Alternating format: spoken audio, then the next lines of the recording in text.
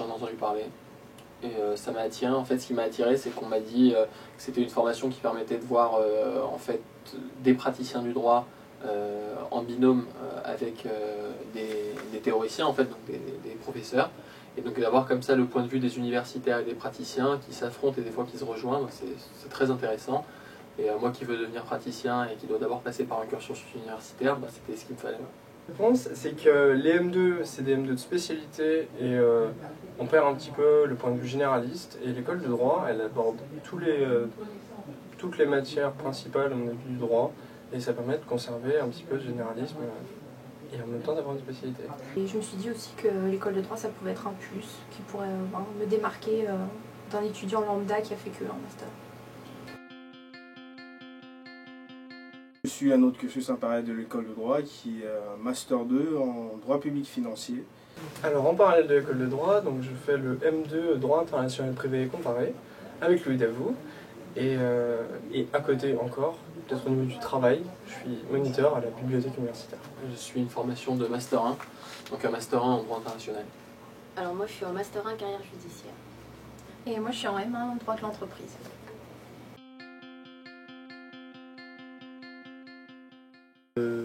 Largement.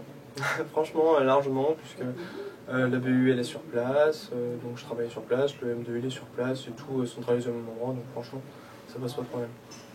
Bah, l'école de droit, il faut pas prendre l'école de droit comme en termes de temps en fait.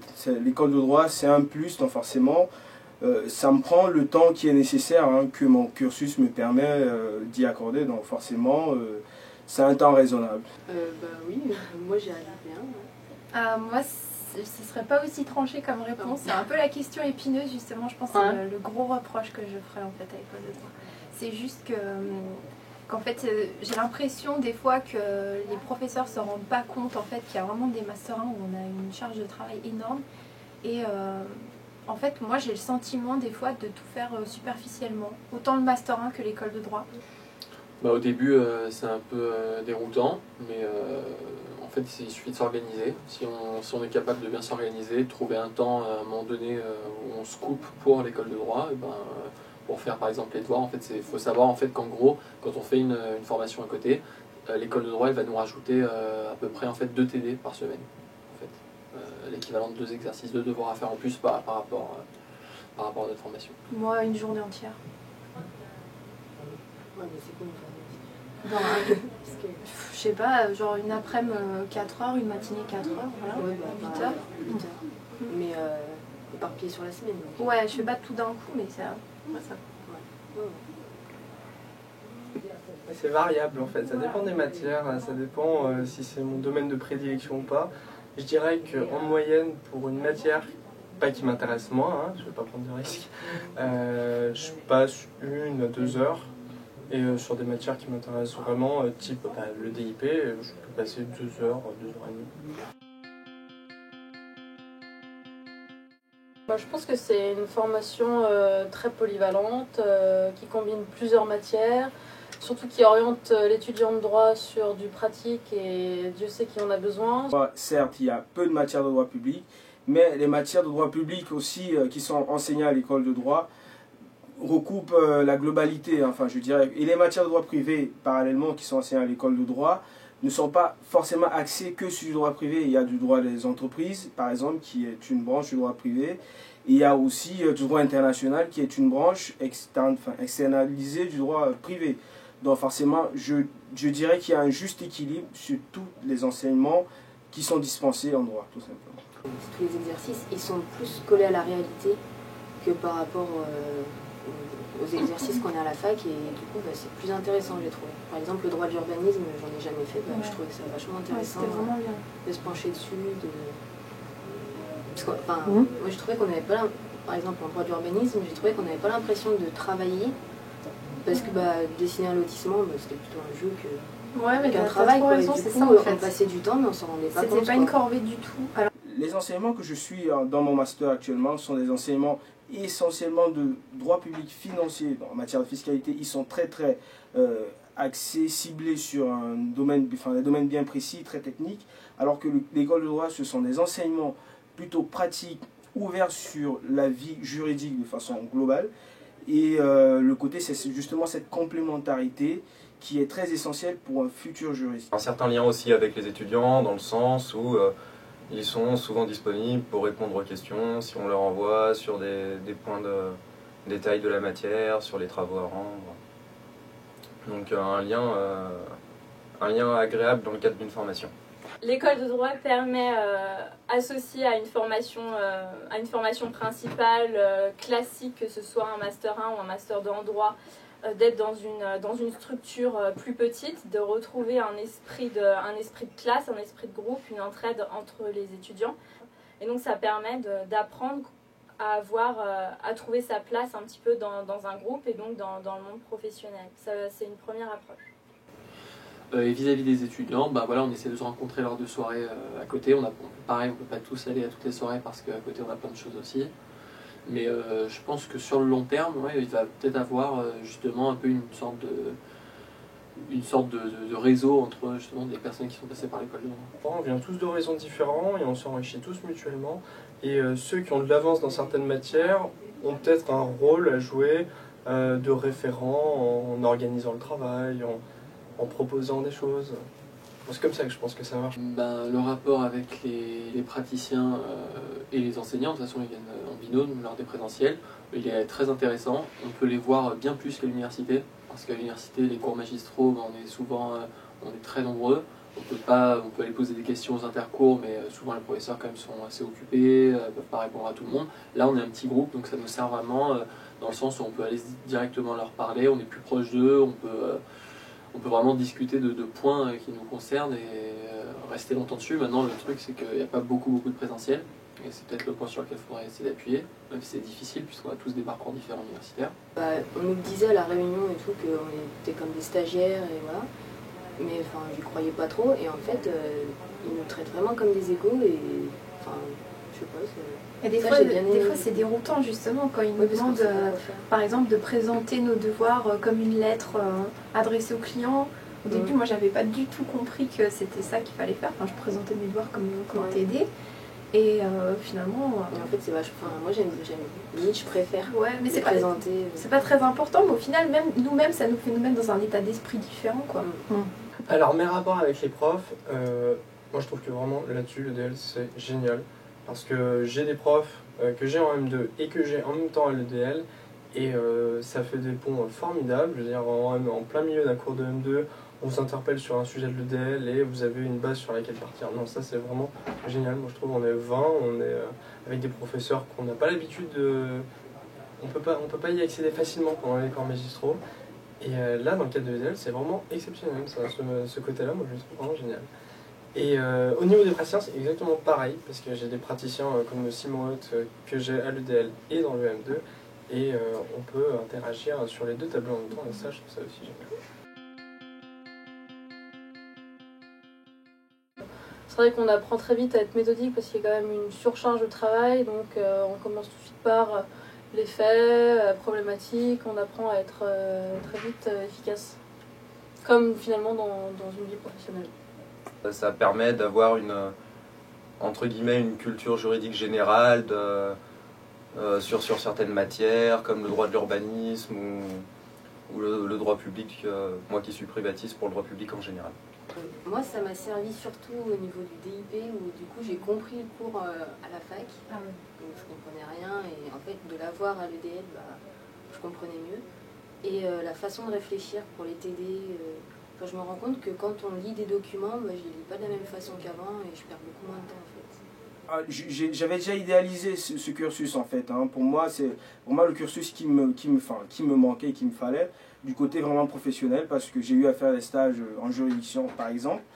Et je me retrouve à l'école de droit dans cet état d'esprit, la rencontre avec les professionnels, le travail de façon interposée avec ces professionnels. Pour moi, c'est vraiment ce que j'attendais. Alors le plus c'est vraiment le côté vraiment réflexion que j'ai pu acquérir du peu d'enseignement que j'ai eu jusqu'à ce stade de l'année, sachant que la suite viendra pendant ce second semestre. C'est vraiment la capacité à partir de n'importe quoi et de se servir de ce qu'on a comme outil juridique. C'est de pouvoir tout le temps prendre de la hauteur sur tous les cas et de pouvoir toujours essayer d'identifier la problématique et d'apporter une réponse assez utile, je dirais. Donc, oui, ça, je ne m'attendais pas à avoir cette ouverture d'esprit et j'en suis très satisfait. L'EDL, ça va apporter le fait que je comprends qu'aujourd'hui, que le jour où on devient praticien du droit, il faut aller à l'essentiel, savoir aller à l'essentiel. Maintenant aussi, il y a le petit inconvénient, c'est que l'EDL aussi, elle nous montre que quand on fait un cursus à côté, eh ben, c'est assez déroutant parce que ce qu'on apprend à l'université, ben, c'est souvent de savoir apprendre la théorie. Il faut vraiment raisonner pour l'université, c'est pas du tout. En fait, on ne nous prépare pas vraiment à l'université, à la vie professionnelle. Et donc c'est un peu déroutant parce que par exemple, quand on a une matière à l'EDL qui est la même qu'en cours, et ben souvent des fois on va avoir un raisonnement de l'EDL, on va réentendre le professeur qui nous disait ou l'avocat qui nous disait va à l'essentiel. Et pourtant on a la même semaine par exemple un professeur d'université qui va nous dire non, faut bien faire comme ça, dans cet ordre-là. Et donc voilà, faut bien savoir faire la part des choses. C'est peut-être l'inconvénient. Voilà. Et puis, je pense que ça a un deuxième effet bénéfique, c'est que ça nous permet de bénéficier d'un réseau auprès de professeurs, de professionnels, d'avoir une vision donc, et universitaire et pratique.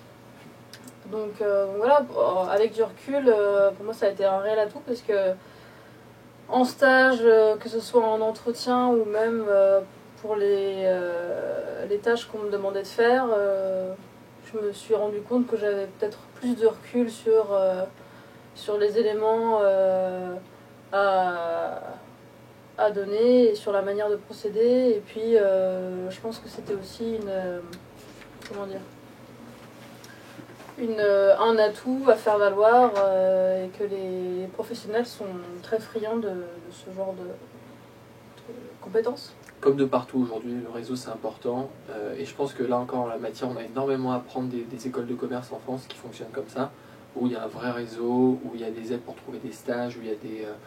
Après il y en a qui peuvent réussir sans ça et trouver des stages par eux-mêmes tout ça, mais c'est vrai que créer un système où on fait un concours au début et qu'après ça aide les gens à avoir après un réseau qui les soutient, je pense que c'est important.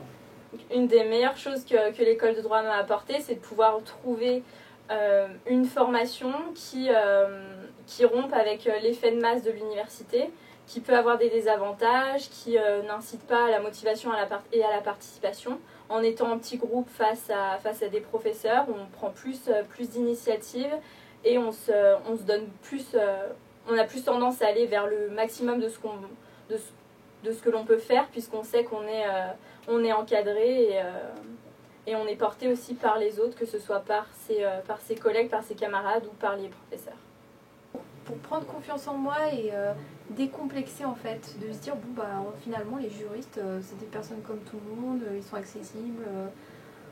Puis voilà, tout simplement avoir du contact avec eux, parce que quand on est issu d'une famille où par exemple nos parents ne sont pas juristes, etc., c'est un peu un monde qu'on ne connaît pas. Et là c'est comme faire un pied, mettre un pied dans le monde des juristes quoi. Ouais. Non, mais je pense qu'en fait, l'école de droit, ça avait une curiosité. C'est pas tellement au fond, ça avait une curiosité. On connaît pas trop l'école de droit. Et quand on voit sur le CV école de droit, ça éveille peut-être la curiosité mène à l'intérêt. Et on se trouve en face d'un employeur qui vous demande mais c'est quoi l'école de droit? Et au fond, peut-être que ça m'apportera pas tellement. Mais en tout cas, sur la forme, ça peut éveiller quelque chose. C'est le petit plus. Enfin, moi, ouais, je pense. Ouais.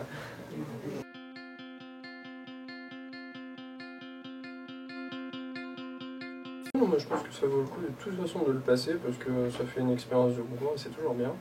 Et au niveau du QCM, franchement je me rappelle pas du tout. Au niveau de la dissertation, moi j'avais bien aimé parce qu'on écrivait un petit peu ce qu'on voulait, c'était sur la faute je crois, et on écrivait ce qu'on voulait, on pouvait s'enrichir de toutes ces expériences, juridiques, extra-juridiques. Non, mais moi je pense que c'est une expérience de concours et qu'il faut en profiter. Si je l'ai pas, je l'ai pas. Et puis, j'aurais vu comment ça se passe un concours et puis... Exact, ouais. Je le voyais comme un entraînement. Et puis le sujet en lui-même, vraiment si on a la licence, on peut le traiter, même si on connaît pas tous les... Enfin, nous, c'est quand même... Ouais, c'était quoi la faute, je crois, ouais. Du coup, qu'on soit publiciste, privatiste... tout le monde pouvait faire quelque chose, et même sans réviser, Ah, et puis après, le QCM, ça recoupait vraiment toutes les branches du droit. Par contre, le QCM, moi je suis sortie de là, j'ai cru que j'avais tout fait. Ah ouais?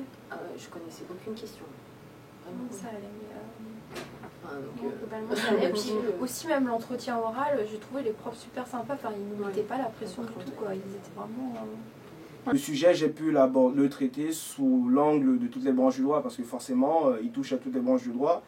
Et je crois que c'est un sujet classique d'accès de concours. Et comme c'est dit sur le site, c'est la capacité de raisonnement. C'est pas forcément le maximum de connaissances, mais c'est justement cette capacité, d'ailleurs, que j'ai dit tout à l'heure. Enfin, le fait qu'on puisse partir de rien, mais raisonner, réfléchir, essayer de se projeter sur un cas concret. Donc, je ne l'ai pas trouvé difficile et je crois qu'un étudiant qui a une licence en droit, public ou privé, peut être à la hauteur de ce type d'examen. L'échange n'est pas forcément juridique, il est vraiment il est global sur la personnalité, sur le projet, sur les attentes. Donc forcément, c'est quelque chose que tout le monde peut surmonter si on a vraiment un projet à expliquer et à démontrer. Donc c'est totalement faisable. Le sujet était démontant parce qu'en fait on nous avait prévenu qu'il ne fallait pas réviser.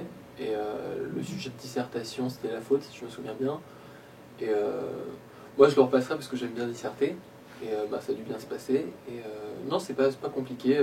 Il y a le questionnaire après, le QCM, qui est un peu compliqué dans le sens où il rappelle vraiment des notions qu'on a appris tout au long de la licence. Et donc là, c'est vrai que en fait, ça n'a rien de révisé non plus, parce qu'on ne peut pas réapprendre une licence juste avant un concours. Non, faut le tenter. En tout cas, si on est attiré par l'école de droit, la difficulté du concours, elle doit pas rebooter.